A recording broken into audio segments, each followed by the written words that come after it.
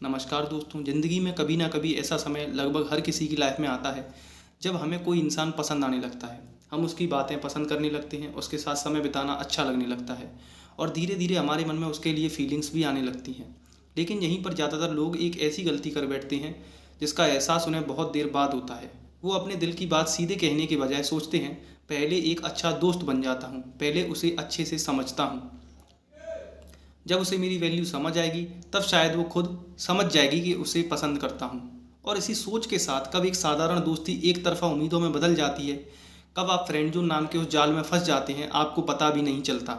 शुरुआत में सब कुछ बहुत अच्छा लगता है, रोज़ बातें होती हैं, घंटों चैट होती है, आप उसकी परेशानियाँ सुनते हैं, उसकी मदद करते हैं, उसकी खुशी में खुश होते हैं और उसके दुख में परेशान। लेकिन फिर भी एक दिन जब आप अपने दिल की बात बताते हैं तो सामने से एक लाइन आती है, तुम बहुत अच्छे दोस्त हो। और यही लाइन कई लोगों के लिए सबसे ज़्यादा दर्द देने वाली होती है, क्योंकि उस समय इंसान सिर्फ सामने वाले से निराश नहीं होता, वो खुद से सवाल करने लगता है, क्या मुझ में कोई कमी है? मैं इतना अच्छा होने के बाद भी क्यों नहीं चुना गया? लेकिन दोस्तों, आज की इस वीडियो में हम सिर्फ फ्रेंड जोन की बात नहीं करेंगे। हम समझेंगे कि असल में फ्रेंड जोन होता क्या है, लोग इसमें फंसते क्यों हैं, कौन सी गलतियाँ उन्हें इस स्थिति में पहुँचाती हैं, इसका हमारी मेंटल हेल्थ, पढ़ाई, करियर और सेल्फ रेस्पेक्ट पर क्या असर पड़ता है, और सबसे ज़रूरी, अगर आप इस सिचुएशन में हैं तो इससे बाहर निकलने का सही रास्ता क्या है। तो अगर आप भी कभी ऐसी सिचुएशन से गुजरे हैं या आज भी किसी के एक रिप्लाई का इंतज़ार करते हुए अपनी ज़िंदगी रोक कर बैठे हैं, तो इस वीडियो को अंत तक ज़रूर देखिए, क्योंकि हो सकता है आज की ये वीडियो आपकी सोच बदल दे। अब सबसे पहले हम ये समझते हैं कि आखिर फ्रेंड जोन होता क्या है, क्योंकि जब तक हम इसकी असली परिभाषा नहीं समझेंगे तब तक हम यह भी नहीं समझ पाएंगे कि इसमें फंसे हैं या नहीं। मान लीजिए आप किसी लड़के या लड़की को पसंद करते हैं। हो सकता है वो पहले से आपके कांटेक्ट में हो, आपकी दोस्त हो, या फिर आपने उसे हाल ही में जाना हो। धीरे धीरे आप उसके साथ ज़्यादा समय बिताने लगते हैं, उससे बात करना अच्छा लगने लगता है, उसकी छोटी छोटी बातें आपको याद रहने लगती हैं। और एक समय ऐसा आता है जब आपको महसूस होता है कि शायद मुझे ये इंसान सिर्फ अच्छा नहीं लगता, बल्कि मैं इसे पसंद करने लगा हूँ। लेकिन यहाँ से दो रास्ते होते हैं। पहला रास्ता, जहाँ आप अपनी भावनाओं को साफ साफ बताते हैं, और दूसरा रास्ता, जहाँ आप अपनी फीलिंग्स छुपाकर सिर्फ दोस्त बनने की कोशिश करते हैं। आप सोचते हैं अभी दोस्ती मजबूत कर लेता हूँ, पहले इसे मेरी आदत हो जाए, जब इसे मेरी वैल्यू समझ आएगी तब शायद इसकी फीलिंग्स भी बदल जाएंगी। और यहीं से फ्रेंड जोन की शुरुआत होती है। असल में फ्रेंड जोन वो स्थिति नहीं है जहाँ एक व्यक्ति के मन में दोस्ती से ज़्यादा भावनाएं होती हैं, लेकिन दूसरा व्यक्ति उसे सिर्फ एक दोस्त की तरह देखता है। यानी एक इंसान रिश्ते की उम्मीद कर रहा है और दूसरा सिर्फ दोस्ती निभाना चाहता है। अब यहाँ एक बहुत ज़रूरी बात समझना ज़रूरी है। फ्रेंड जोन में होना ये साबित नहीं करता कि आप अच्छे नहीं हैं, यह भी साबित नहीं करता कि आप किसी प्यार के लायक नहीं हैं। कई बार ऐसा सिर्फ इसलिए होता है क्योंकि दो लोगों की भावनाएं एक जैसी नहीं होती, और ये बिल्कुल सामान्य बात है। हर अच्छी दोस्ती प्यार में नहीं बदलती, और हर प्यार दोस्ती से शुरू हो ये भी ज़रूरी नहीं है। लेकिन समस्या फ्रेंड जोन में होने से ज़्यादा उस उम्मीद में फंसे रहने से होती है कि एक दिन ये इंसान ज़रूर बदल जाएगा। क्योंकि कई बार हम सामने वाले के दिल को समझने की कोशिश कम करते हैं और अपनी उम्मीदों को सही साबित करने की कोशिश ज़्यादा करने लगते हैं, और यही उम्मीद धीरे धीरे उस खूबसूरत दोस्ती को भी एक दर्दनाक अनुभव में बदल देती है। अब जरा एक बात सोचिए, आपको कोई इंसान पसंद क्यों आता है? मतलब सच में सोचिए, क्या कभी ऐसा हुआ है कि आप किसी से मिले और कुछ समय बाद आपको लगा, यार इस इंसान में कुछ तो अलग बात है। शायद उसका बात करने का तरीका, शायद उसकी स्माइल, शायद उसकी सोच, या फिर उसका कॉन्फिडेंस, या उसके साथ रहकर आपको एक अलग ही फीलिंग आती हो। हुआ है ना? क्योंकि हम किसी को ऐसे ही पसंद नहीं करने लगते। हमारा दिमाग कुछ चीज़ों को नोटिस करता है, कुछ क्वालिटीज़ हमें आकर्षित करती हैं, और धीरे धीरे वो इंसान हमारे लिए स्पेशल बन जाता है। लेकिन दोस्तों, यहीं पर एक बहुत छोटी सी चीज़ होती है जो बाद में बहुत बड़ी प्रॉब्लम बन जाती है। पसंद धीरे धीरे उम्मीदों में बदल जाती है। शुरुआत में हम सोचते हैं मुझे ये इंसान अच्छा लगता है, लेकिन कुछ समय बाद सोच बदल जाती है, मुझे इसे अपनी ज़िंदगी में लाना है, और यहीं से अटैचमेंट शुरू होता है। अब ज़रा खुद से पूछिए, क्या आपके साथ कभी ऐसा हुआ है कि आप किसी इंसान के लिए ज़्यादा से ज़्यादा करने लगे, क्योंकि आपको अंदर से उम्मीद थी एक दिन ये भी मुझे पसंद करने लगेगा। आप सोचने लगते हैं इसका सबसे अच्छा दोस्त बन जाऊं, हमेशा इसके साथ खड़ा रहूं, इसकी हर परेशानी में मदद करूं, तो शायद एक दिन इसे मेरी वैल्यू समझ आएगी। और दोस्तों, यही वो जगह है जहां हम एक गलती कर बैठते हैं। हम सामने वाले को अपनी फीलिंग्स के हिसाब से देखने लगते हैं, लेकिन ये भूल जाते हैं कि सामने वाले की भी अपनी फीलिंग्स हैं। हो सकता है आप किसी के लिए बहुत अच्छे इंसान हों, बहुत केयरिंग हों, बहुत सपोर्टिव भी हों, लेकिन इसका मतलब ये नहीं है कि सामने वाला आपको उसी नज़र से देखेगा। और ये बात सुनने में भी थोड़ी मुश्किल लग सकती है, लेकिन इसे समझना बहुत ज़रूरी है। किसी के लिए अच्छा इंसान होना और किसी का पसंदीदा पार्टनर होना दोनों अलग अलग बातें हैं। कई बार हम सोचते हैं मैं इतना करता हूँ उसके लिए, मैं इतना केयर करता हूँ, फिर भी वो मुझे क्यों नहीं चुनता। लेकिन यहाँ एक सवाल खुद से पूछना चाहिए, क्या मैंने ये सब इसलिए किया क्योंकि मैं सच में करना चाहता था, या इसलिए क्योंकि मुझे बदले में कुछ मिलने की उम्मीद थी। अगर जवाब दूसरा है तो शायद हमें थोड़ा रुककर खुद को समझने की ज़रूरत है, क्योंकि प्यार कोई सौदा नहीं है जहाँ हम केयर देंगे और बदले में प्यार मिल जाएगा। प्यार दोनों तरफ से होना चाहिए, यहाँ दोनों लोग एक दूसरे को चुनना चाहते हों, ना कि जहाँ एक इंसान कोशिश करता रहे और दूसरा सिर्फ स्वीकार करता रहे। और यही समझना सबसे ज़रूरी है, क्योंकि जब हम इस बात को नहीं समझते तो हम धीरे धीरे ऐसी गलतियाँ करने लगते हैं जो हमें फ्रेंड जोन से निकालने के बजाय और ज़्यादा गहराई में ले जाती हैं। अब ज़रा सोचिए, क्या कभी आपके साथ ऐसा हुआ है कि कोई इंसान आपको पसंद है और आप धीरे धीरे अपनी पूरी दुनिया उसी के आसपास बनाने लगते हैं। मतलब सुबह उठते ही सबसे पहले उसका मैसेज देखना, बार बार फ़ोन चेक करना कि कोई रिप्लाई आया या नहीं, उसकी छोटी छोटी बातों को याद रखना, और अगर वो थोड़ा परेशान हो जाए तो आपका पूरा ध्यान उसी की तरफ चला जाना। अगर ऐसा हुआ है तो आप अकेले नहीं हैं, बहुत सारे लोग यही गलती करते हैं। और सबसे बड़ी बात, उन्हें लगता है कि वो प्यार कर रहे हैं, लेकिन कई बार वो प्यार नहीं बल्कि अपनी इमोशनल डिपेंडेंसी बना रहे होते हैं। अब यहाँ कुछ गलतियाँ होती हैं जो शुरुआत में बहुत छोटी लगती हैं, लेकिन धीरे धीरे आपको इस सिचुएशन में और गहरा फंसा देती हैं। पहली गलती, अपना पूरा समय एक इंसान को दे देना। देखिए, किसी की केयर करना अच्छी बात है, किसी के लिए समय निकालना भी अच्छी बात है, लेकिन समस्या तब शुरू होती है जब आपके पास अपने लिए समय नहीं बचता। आपके अपने गोल्स हैं, आपकी पढ़ाई है, आपका करियर है, आपकी अपनी ज़िंदगी है, लेकिन आप हर चीज़ को पीछे करके सिर्फ एक इंसान को प्रायोरिटी देने लगते हैं, और फिर धीरे धीरे आपकी खुशी भी उसी इंसान के हाथ में चली जाती है। दूसरी गलती, हर समय अवेलेबल रहना। अब ज़रा सोचिए, अगर कोई इंसान आपको जब चाहे तब बुलाए और आप हर बार अपना काम छोड़कर उसके लिए मौजूद हो जाएं, तो क्या यह बैलेंस है? मान लीजिए आपका कोई ज़रूरी काम चल रहा है, लेकिन उसका मैसेज आता है मुझे तुमसे बात करनी है, और आप तुरंत सब छोड़ देते हैं। क्यों? क्योंकि अंदर कहीं ना कहीं आपको डर होता है कि अगर मैं अभी नहीं आया तो शायद वो मुझसे दूर हो जाएगी। लेकिन दोस्तों, जो रिश्ता सिर्फ आपकी हर समय अवेलेबिलिटी पर टिका हो, वो रिश्ता मजबूत नहीं होता। तीसरी गलती, ये उम्मीद करना कि आपकी अच्छाई देखकर सामने वाला प्यार करने लगेगा। ये सबसे बड़ा भ्रम है।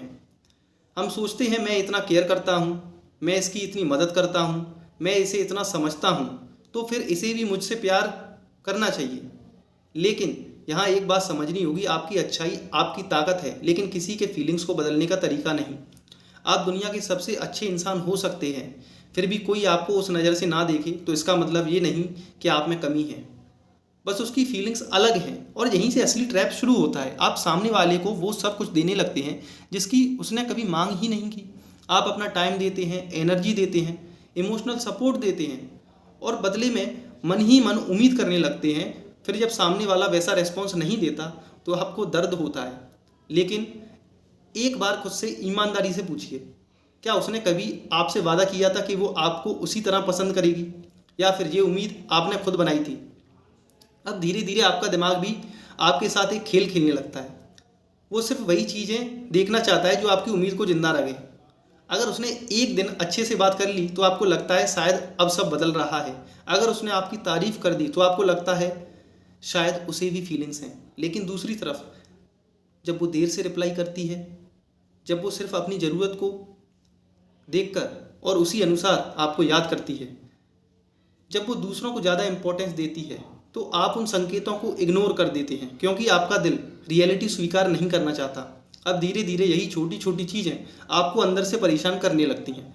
आपका ध्यान पढ़ाई से हटने लगता है, काम में मन नहीं लगता, दोस्तों के साथ होते हुए भी दिमाग वहीं रहता है, और सबसे बड़ी बात, आप अपनी खुद की वैल्यू भूलने लगते हैं। अब मैं आपको एक ऐसी बात बताने वाला हूँ जो शायद किसी ने आज तक आपको नहीं बताई होगी। आपने कभी नोटिस किया है, शुरुआत में आपको उस इंसान से सिर्फ बात करना अच्छा लगता था, लेकिन कुछ महीनों बाद आपको उसके रिप्लाई का इंतज़ार होने लगता है। फिर धीरे धीरे बात यहाँ तक पहुँच जाती है कि अगर उसका रिप्लाई आ जाए तो पूरा दिन अच्छा निकलता है, रिप्लाई ना आए तो पूरा मूड ख़राब हो जाता है। ऐसा क्यों होता है? क्या सच में प्यार इतना पावरफुल होता है, या फिर इसके पीछे आपके दिमाग का कोई खेल चल रहा होता है?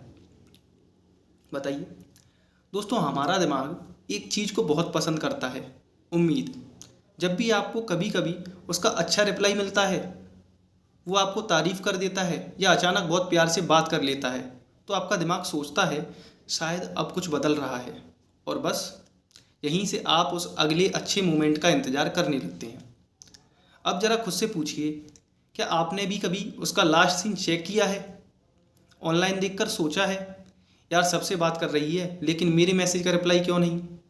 या फ़ोन की नोटिफिकेशन बजते ही सबसे पहले यही उम्मीद की है शायद इसका मैसेज होगा? अगर आपका जवाब हाँ है तो समझिए अब मामला सिर्फ फीलिंग्स का नहीं रहा, आपका दिमाग भी इस पैटर्न का आदी होने लगा है, और यहीं से धीरे धीरे आपकी मेंटल पीस खत्म होने लगती है। अब आपकी खुशी आपके गोल से तय नहीं होती, उसके बिहेवियर से तय होती है। आप मेंटल ट्रैप में फंस चुके हैं। वो अच्छे से बात करे तो मूड अच्छा, वो कोल्ड रिप्लाई दे दे तो पूरा दिन खराब, फ़ोटो डाल दे किसी और के साथ तो आपके दिमाग में 100 सवाल। अब क्या इसे कोई और पसंद है? क्या मैं इनफ नहीं हूँ? क्या मैंने कुछ गलत कर दिया? और दोस्तों सबसे खतरनाक चीज़ यही होती है, आप सवाल खुद से पूछने लगते हैं जबकि जवाब शायद सामने वाले के पास भी नहीं होता। धीरे धीरे आप पढ़ाई में पीछे होने लगते हैं, काम में मन नहीं लगता, घर वाले कुछ बोल रहे होते हैं लेकिन आपका दिमाग कहीं और होता है, दोस्त बुलाते हैं लेकिन आपका मन नहीं करता। क्यों? क्योंकि आपने अपनी पूरी इमोशनल एनर्जी सिर्फ एक इंसान में इन्वेस्ट कर दी है। सही बात है, आपकी उम्मीद के मुताबिक आपको रेस्पॉन्स नहीं मिलता है तो आपको लगता है जैसे आपकी पूरी दुनिया रुक गई है। लेकिन दोस्तों मैं चाहता हूँ आप अभी इसी समय अपने आप से एक सवाल पूछिए, क्या सच में मेरी पूरी खुशी सिर्फ एक इंसान पर डिपेंड होनी चाहिए? अगर इस सवाल का जवाब नहीं है तो समझ लीजिए बाहर निकलने की शुरुआत यहीं से होती है।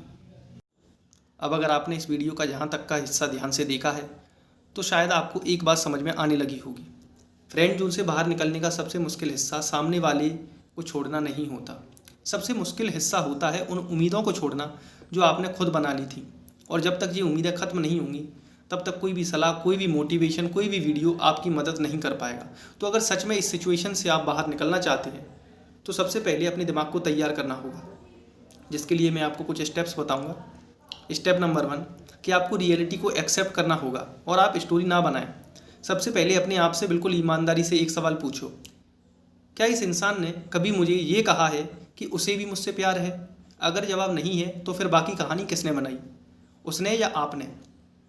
देखिए हम अक्सर सामने वाले के छोटे छोटे बिहेवियर का मतलब अपनी फीलिंग्स के हिसाब से निकालने लगते हैं।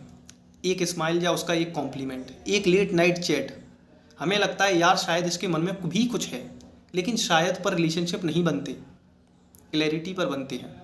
इसलिए सबसे पहले रियलिटी एक्सेप्ट कीजिए। जितनी जल्दी आप सच्चाई स्वीकार करेंगे उतनी जल्दी हीलिंग शुरू होगी। स्टेप नंबर 2 अपनी फीलिंग्स को बोलिए, गैस मत कीजिए। अगर आपने आज तक अपनी बात कही ही नहीं तो रेस्पेक्ट के साथ उसे बोलिए, घुमाइए मत, हिंट्स मत दीजिए, माइंड रीडिंग की उम्मीद मत रखिए, क्योंकि सामने वाला आपका दिमाग नहीं पढ़ सकता। और अगर जवाब हाँ है तो बहुत अच्छी बात है, लेकिन अगर जवाब ना है तो उसे ना का भी सम्मान आपको करना होगा, क्योंकि प्यार मजबूरी से नहीं मर्जी से होता है। स्टेप नंबर 3 खुद को प्रायोरिटी देना सेल्फिश होना नहीं है। अब मैं आपसे एक सवाल पूछता हूँ, अगर आपका कोई दोस्त हर समय सिर्फ एक इंसान के पीछे अपनी पूरी ज़िंदगी बर्बाद कर रहा हो तो आप उसे क्या सलाह देंगे? यही ना कि भाई थोड़ा खुद पर भी ध्यान दे ले। तो फिर वही सलाह आप खुद को क्यों नहीं दे सकते? देखिए हर मैसेज का तुरंत रिप्लाई देना ज़रूरी नहीं है, हर समय अवेलेबल रहना ज़रूरी नहीं है। अपना काम छोड़कर आप किसी और की प्रॉब्लम सॉल्व करने जा रहे हैं, पहले आप अपनी प्रॉब्लम्स पे तो ध्यान दीजिए। ये प्यार नहीं होता। धीरे धीरे आप अपनी बाउंड्रीज़ को खो देते हैं, और जिस दिन आपने अपनी बाउंड्रीज़ खो दी उसी दिन आपने अपनी वैल्यू भी कम कर दी। इसलिए अगर कभी आप बिज़ी हैं तो बिज़ी रहिए। अगर आपका काम ज़रूरी है तो आप पहले अपना काम ख़त्म कीजिए। जो इंसान आपकी रेस्पेक्ट करता होगा वो आपके टाइम की भी रेस्पेक्ट करेगा। स्टेप 4 अपनी दुनिया वापस बनाइए। जब एक छोटी सी एक्सरसाइज करिए, अपने फ़ोन का स्क्रीन टाइम देखिए, सोचिए दिन का कितना समय आप उस इंसान के बारे में सोचने में निकालते हैं। अब इमेजिन करिए अगर यही टाइम आप जिम में लगाते, कोई स्किल सीखने में लगाते, या फिर अपनी पढ़ाई में लगा लें उस समय को, या किसी बिजनेस आइडिया के बारे में सोच लें, तो 1 साल के बाद आपकी लाइफ में क्या बदलाव हो सकता है। दोस्तों, हीलिंग का सबसे अच्छा तरीका डिस्ट्रैक्शन नहीं, ग्रोथ है। जितना आप खुद को बेहतर बनाते जाएंगे, उतना आपका फोकस उस इंसान से हटकर आपकी लाइफ पर आने लगेगा, और लोग भी आपको रेस्पेक्ट करेंगे, आपको वैल्यू देंगे। अब मैं आपको कोई मोटिवेशन नहीं दूंगा, मैं आपको एक चैलेंज दूंगा, और अगर आपने ये चैलेंज ईमानदारी से पूरा कर लिया तो शायद आपको मेरी बात पर यकीन हो जाएगा। मैं चाहता हूँ कि अगले 21 दिन तक आप खुद को एक छोटा सा टेस्ट दें। इस दौरान उस इंसान से बेवजह बातचीत मत कीजिए। हर 5 मिनट में उसका प्रोफाइल चेक मत कीजिए। उसका लास्ट सीन, उसकी स्टोरी या उसकी एक्टिविटी, हर चीज़ पर नज़र रखना बंद कर दीजिए। शुरुआत में बहुत मुश्किल लगेगा, आपका मन करेगा बस एक मैसेज कर दूं या एक कॉल कर लूं, बस देख लूं कि वो ऑनलाइन है या नहीं। और सच कहूं, यही सबसे बड़ी और मुश्किल लड़ाई है, सामने वाले से नहीं, अपने ही दिमाग से। लेकिन हर बार जब आपका मन करे कि उसे मैसेज करूं, उस समय फ़ोन उठाने की जगह कुछ और कीजिए। वॉक पर निकल जाइए, एक्सरसाइज कीजिए या कोई किताब पढ़ लीजिए। अगर आपको कोई म्यूज़िक पसंद है तो म्यूज़िक सुन लीजिए। अपने दोस्तों से मिलिए, उनसे बातें कीजिए, या फिर एक कॉपी उठाइए और उस पर जो भी आप फील कर रहे हैं वो सब लिख दीजिए। क्योंकि कई बार जिस दर्द को हम किसी इंसान से कह नहीं पाते, उसे कागज़ बहुत अच्छे से सुन लेता है। और धीरे धीरे आप नोटिस करेंगे कि जिस इंसान के बिना आपको लगता था कि आप नहीं रह सकते, उसके बिना भी आपकी सुबह होने लगी है। आप फिर से हंसने लगे हैं, आपका ध्यान फिर से अपने करियर पर जाने लगा है, आप अपने परिवार के साथ बैठने लगे हैं, और सबसे बड़ी बात, आपको फिर से खुद का साथ अच्छा लगने लगा है। लेकिन दोस्तों, इस चैलेंज का असली मकसद उस इंसान को भूलना नहीं, मकसद है खुद को वापस पाना। क्योंकि आपने उसे नहीं खोया था, आपने सबसे पहले खुद को खो दिया था। और जब इंसान खुद को वापस पा लेता है तो फिर किसी के जाने का डर धीरे धीरे खत्म होने लगता है। अब जाने से पहले मैं आपसे एक आखिरी सवाल पूछना चाहता हूँ। अगर आज वो इंसान आपकी ज़िंदगी से चला जाए तो क्या आपकी ज़िंदगी भी खत्म हो जाएगी? अगर आपका जवाब हाँ है तो शायद आपको प्यार की नहीं, खुद से दोबारा मिलने की ज़रूरत है। क्योंकि जिस दिन आपकी खुशी सिर्फ एक इंसान पर डिपेंड करना बंद कर देगी, उस दिन कोई भी इंसान आपकी शांति छीन नहीं पाएगा। अगर मैं हमेशा एक बात याद रखता हूँ, किसी का इंतज़ार करते करते कभी खुद की ज़िंदगी का इंतज़ार मत बन जाना। ज़िंदगी एक इंसान से कहीं ज़्यादा बड़ी है, और अपनी कहानी किसी एक हाँ या ना से तय नहीं होती। इसलिए खुद पर काम कीजिए, खुद की इज्जत कीजिए, और ऐसे इंसान बनिए जिसे किसी के प्यार की ज़रूरत नहीं, बल्कि जिसके साथ रहना लोगों की पसंद बन जाए। अगर इस वीडियो ने आपकी सोच में ज़रा भी बदलाव किया है तो सिर्फ इसे लाइक मत कीजिए, इसे उस दोस्त तक ज़रूर भेजिए जो आज भी किसी एक रिप्लाई का इंतज़ार करते करते अपनी पूरी ज़िंदगी रोक कर बैठा है। और अगर आप चाहते हैं कि मैं ऐसी ही साइकोलॉजी, सेल्फ इम्प्रूवमेंट और रिलेशनशिप की सच्चाई पर बिना फ़िल्टर बात करता रहूं, तो चैनल को सब्सक्राइब जरूर करिए। मैं आपसे अगली वीडियो में मिलूँगा, तब तक दूसरों के पीछे भागने से पहले खुद के साथ चलना सीखिए। धन्यवाद।